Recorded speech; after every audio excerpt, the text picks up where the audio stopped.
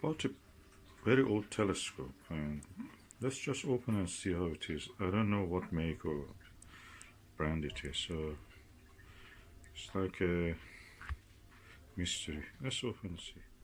Okay, I opened the top layer and it comes to this wooden box. It's covered with this cardboard, so I'll just try to remove this one first. More of the packaging. When you buy things in the wooden boxes, you have to be careful, don't transfer woodworms to your property, so I have to check for any signs of the wood damage. Okay, I've now disinfected the outer surface with the isopropyl alcohol, and now I'm going to open the box. I don't know what I will find here. It's a wooden box. I don't see anything here damaged by the woodworms, so lucky. These are all the pieces. I have to be very careful with these rags. I will remove them. I don't want them to contaminate.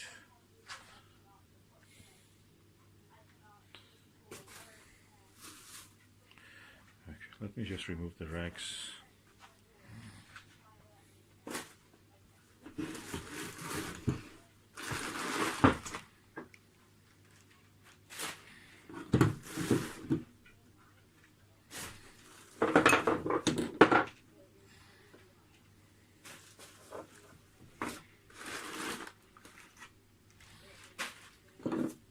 That's a massive finder scope. Never saw anything like this before. Oh, these handles, they look strange. I have to take a look in the internet forums. I see a few holes here that can be due to woodworm, so I have to be careful about that.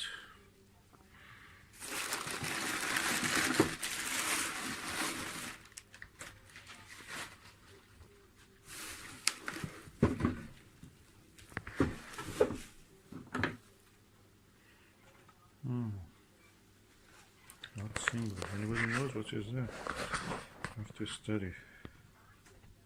What's that symbol? It look like Mercedes-Benz or a T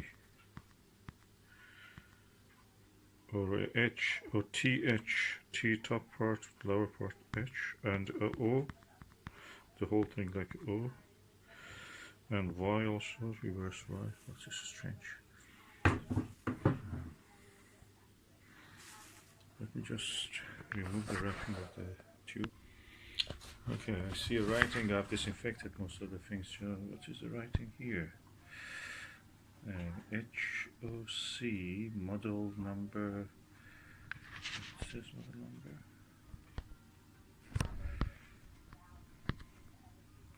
T-705. Diameter 77, focal length 1000.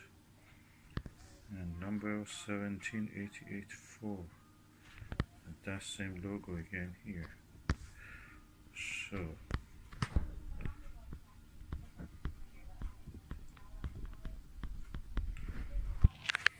I must say I'm impressed by this. This is really big. These sachets are practically useless. They may even contain some woodworm. Just throw them away. Okay, I've now emptied everything that is here, and what I noticed is written in some letters. It's in Chinese or Japanese character, Yashio. Yashio is the name here. That's Y, and there are some numbers probably. And Yashio. What is Yashio? I have to look.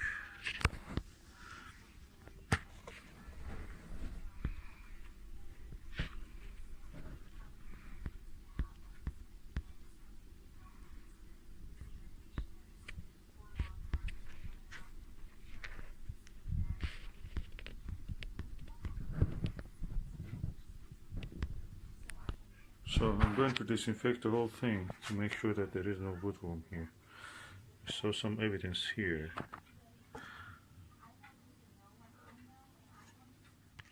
Okay, the tube rings for the Scope Watcher ED 72mm easily fits into this, so it fixes it. And the funny thing about this focuser of the telescope is that you have to remove, you can actually manually take this out that much. Then with the fine focusing, you can do it with the rack and pinion one. I have adjusted that is on the Chinese Japanese style 0.96 inch to 1.25 inch adapter, and I installed the 1.25 diagonal and at mount RKE 28mm. So practically I can use it now. This telescope is now in balance, and let's see how the image looks through this. So the image is good. Half of the system is of course the objective lens 77mm, and half is this eyepiece. I'm not bothered to refocus it again because that's what I get. And if I try to move it, because it's on a tiny Dobsonian mount, we just move out of focus. And the blackouts you see kidney bean is because of the eyepiece.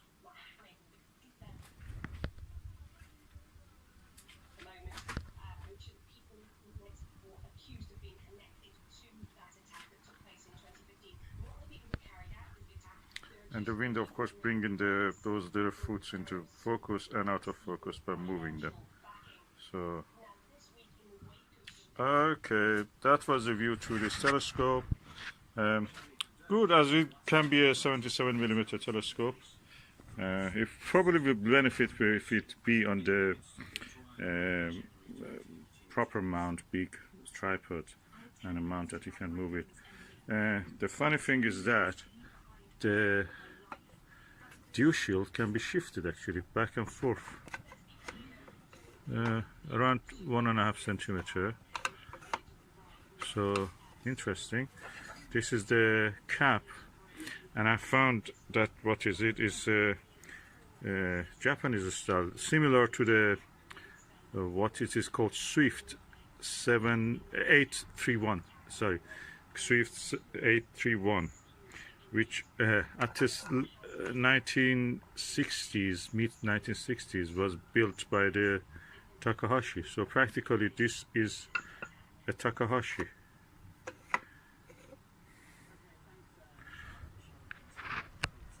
I have to clean the objective, but so far so good. It's a bit fiddly with the focuser.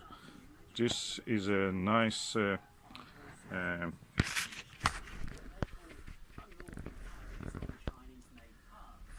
finder scope, quite large. It's almost like a small telescope. And so this one, HOC, is all probably is Optical Company. Hushida, I don't know, but I have to look at it. But the symbol is known. It's a bit fiddly. You have to move this back, then adjust with this. So imagine you have to do this in the dark. It was acceptable maybe in 40-50 years ago. Nowadays, no. Due to the Chinese advancement in optics, these things are now obsolete. The quality of the lens, I've noticed there are 3 spaces between the lenses. There should be. One of them is missing, and that puts a little bit of strain on the thing. So I may just remove it later and just correct it. Okay, you see the 2 of the spacers. One is down here, and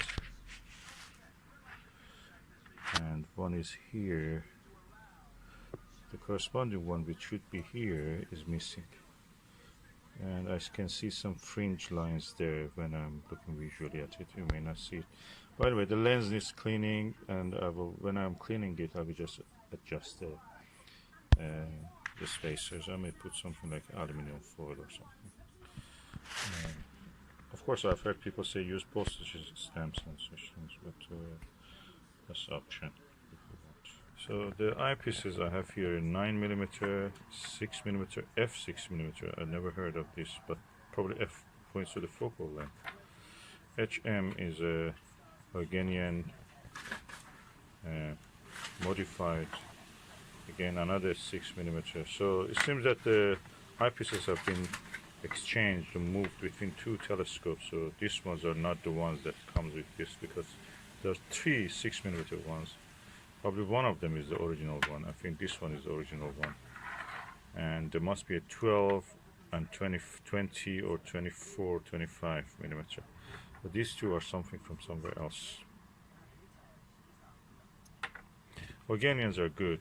Most of the discoveries in the history of astronomy were made by these ones.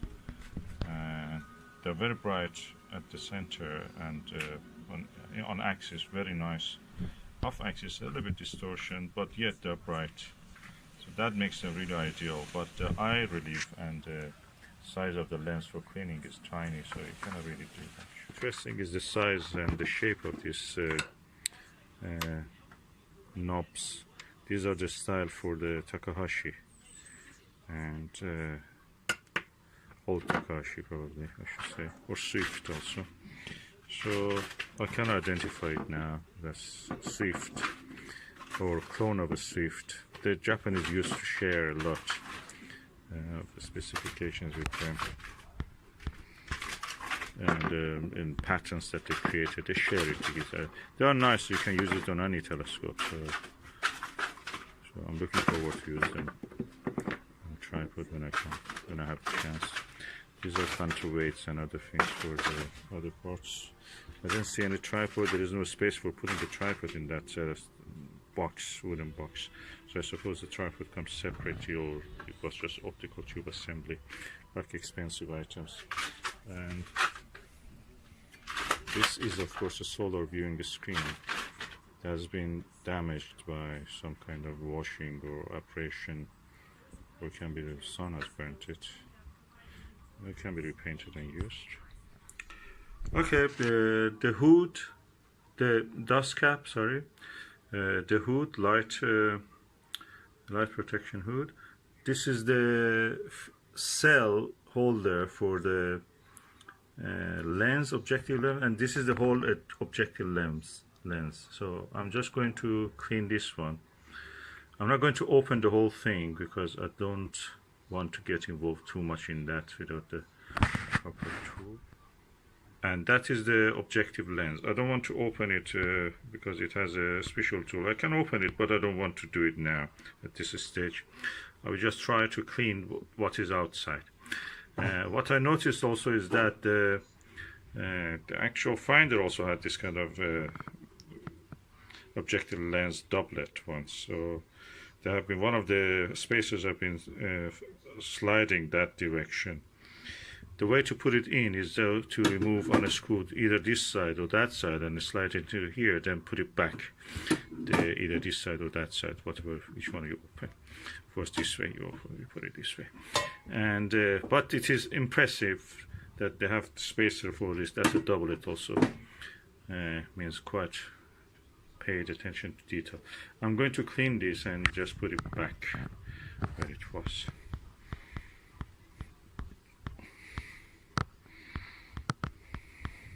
Okay, I'm going to actually open this lens cell, because I saw some lint, some stuff from a fabric get stuck into it, so some threads of fabric. So I'm going to remove that also. I tried to clean it, but I saw that those things are between the lenses, so that's not good. So I'm going to. So for moving the lens, I just use this knife edge. It's an old knife, so easily moves it. And I'm going to open it. So this now comes off, this retaining ring, and this lens is available to open it. I'll bring a tray because I don't want to make a mess. So now I place the tray. I remember the positions of those, I'm recording it, the position of those spacers, and I will try to do something about them when I'm done. So the whole lens assembly comes out. This is one lens. This is the second lens, so it's a doublet. So these things are here, spacers are here, and if I closely look at them, they look like a foil kind of thing. Let me just have a look. very thin foil. So I try to put something in the opposite. Remember, this is the face inward, that's the face outward, and that's the face inward again. So, and they go into this cell in that order. This goes inside here, and then that goes over it. Okay, I'll put a tiny dot of the tiny pieces of a aluminum foil with a dab of the glue, just normal glue, no super glue or anything. And now I'm going to put these things back together. Okay, now I'll put them together. And that's the new piece I've placed there. Okay, I'll just show you how I'm putting this together. I'll put them together.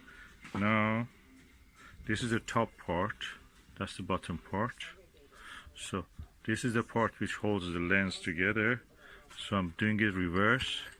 Then I put my hand under this and turn it over with holding this side in my one hand and this side in my other hand. So that will slide into space, will be stopped by this edge. Then I put the ring back.